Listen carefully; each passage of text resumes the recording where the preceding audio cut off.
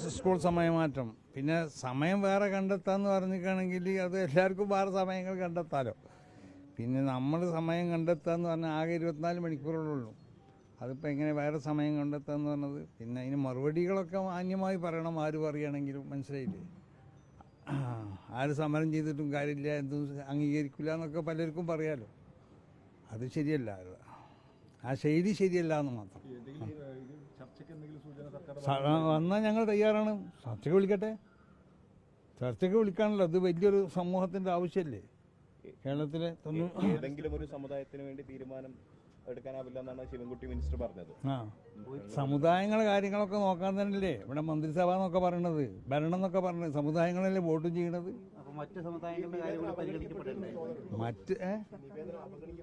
അവഗണിക്കപ്പെട്ടു എന്ന് നമുക്ക് തോന്നുന്നില്ല. മന്ത്രിനെ നമ്മൾ മുഖ്യമന്ത്രിക്കാണ് ഞങ്ങൾ നിവേദനം കൊടുത്തിട്ടുണ്ട്. അയാളാണ് പറയേണ്ടത്. മന്ത്രി പറയേണ്ട ആവശ്യമില്ല. മന്ത്രി പറയട്ടെ, പറയാതിരിക്കട്ടെ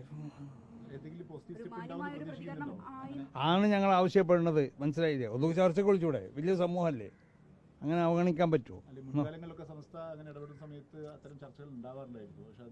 അല്ല, അത് ഞങ്ങൾക്കറിയില്ല. ഞങ്ങളോട് ചോദിച്ചിട്ട് അവരോടല്ലേ ചോദിക്കേണ്ടത്.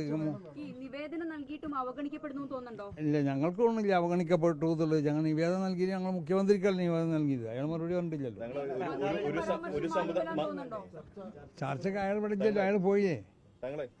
ഒരു സമുദായത്തിന്റെ മാത്രം പ്രശ്നം പരിഗണിക്കാൻ പറ്റില്ല. അല്ല, എല്ലാ സമുദായത്തിനും പരിഗണിക്കണം.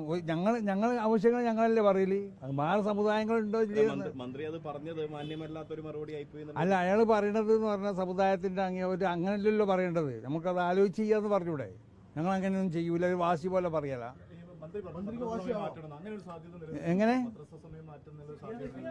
അതെങ്ങനെ മാറ്റാം? മതസമയം മാറ്റാൻ പറ്റില്ല. എവിടേക്ക് മാറ്റണേ? ആകെ 24 മണിക്കൂറല്ലോ ഉറങ്ങുന്ന സമയത്താക്കുക മദ്രസ. അത് എപ്പോഴാ ആക്കേണ്ടത്? എപ്പോഴാ സമയം പറയും?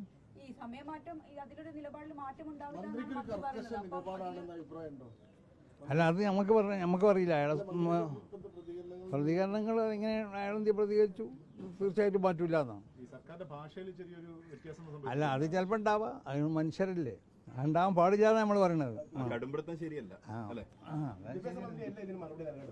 ഞങ്ങൾ ഈ മന്ത്രി നൽകേണ്ടത് ആരോ ആണെന്നുള്ളതല്ല. ഞങ്ങൾ കൊടുത്തിട്ട് മുഖ്യമന്ത്രിക്കാണ്. അയാളെ സ്വീകരിച്ചിട്ടുണ്ട്. അയാളിപ്പോൾ ഇവിടെ ചെല്ലോ, അയാൾ വരട്ടെ. അതൊന്നും നമ്മൾക്ക് അങ്ങനെ തോന്നലൊന്നുമില്ല. പക്ഷെ വാശിവാനുള്ള സ്വഭാവങ്ങൾ പാടില്ല എന്ന് മാത്രം. അതേ നമുക്ക് പറയാനുള്ളൂ.